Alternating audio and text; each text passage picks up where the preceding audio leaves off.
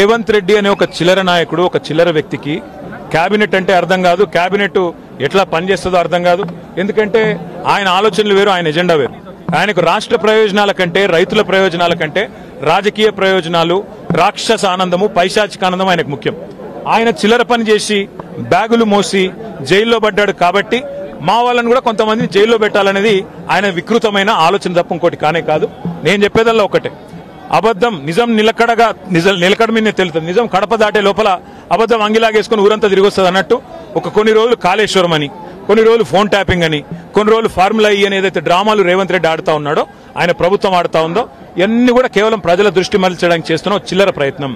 420 హామీలు, 6 గ్యారంటీలు అమలు చేయలేని ముఖ్యమంత్రి, చివరికి మంత్రివర్గ విస్తరణ చేయలేని ముఖ్యమంత్రి, చివరికి మంత్రివర్గ విస్తరణ చేసిన పోర్ట్ఫోలియోలు కూడా కేటాయించుకోలేని ఒక అసమర్థ ఫెయిల్యూర్ చీఫ్ మినిస్టర్. ఆయన ఫెయిలియర్ ని కప్పిపుచ్చుకోవడానికి చిల్లర ప్రయత్నాలు చేస్తున్నాడు. అంతకంటే మించి చేసేదేం లేదు.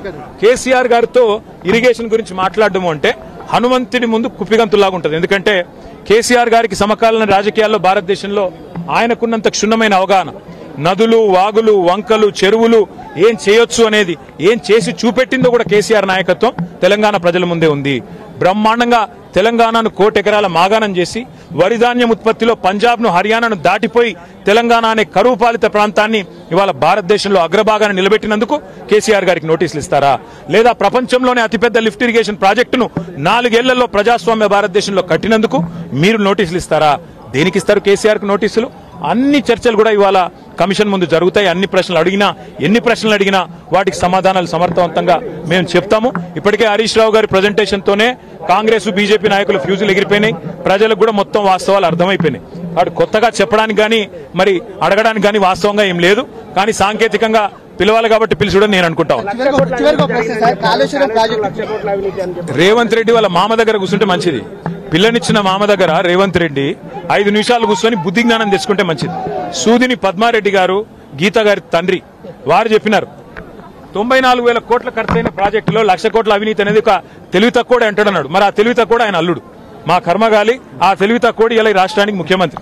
కాబట్టి మేము అనేది ఏంటంటే రేవంత్ రెడ్డి గారు ముందు పోయి వాళ్ళ మామగారి దగ్గర కూర్చొని కొన్ని పాఠాలు నేర్చుకుంటే మంచిది. ఖచ్చితంగా కక్ష సాధింపు, రాజకీయ వేధింపు తప్ప ఇందులో ఏమీ లేదు. నిజం నిలకడ మీద తేలుతుంది. ముమ్మాటికి అల్టిమేట్ గా ప్రజాక్షేత్రంలో, న్యాయస్థానాల్లో ఎక్కడెక్కడైతే ఇవాళ ఈ విచారణను, ఈ వేధింపులను ప్రజలు గమనిస్తున్నారో, 1,00,00,000 ఎకరాల మాగాణం చేసి పంజాబ్ను, హర్యానాను దాటే విధంగా తెలంగాణలో వ్యవసాయ ఉత్పత్తి పెంచిన కేసీఆర్ గారి మీద వేధింపుకు పాల్పడితే తప్పకుండా ప్రజాక్షేత్రంలో ప్రజలు బుద్ధి చెప్తారు. ఏడాదిన్నర కాలంగా ఒక ప్రాజెక్టు డిపిఆర్ గానీ, కనీసం శంకుస్థాపన గానీ, ఒక ఇటుక పెట్టి కట్టే దాఖలాలు లేవు. ఎట్లా చూస్తారు కాంగ్రెస్ పార్టీ? ఎట్లా చూసేదేముంది? ఇటు కూలగొట్టడానికి వచ్చింది తప్ప కట్టనికి రాలేదు.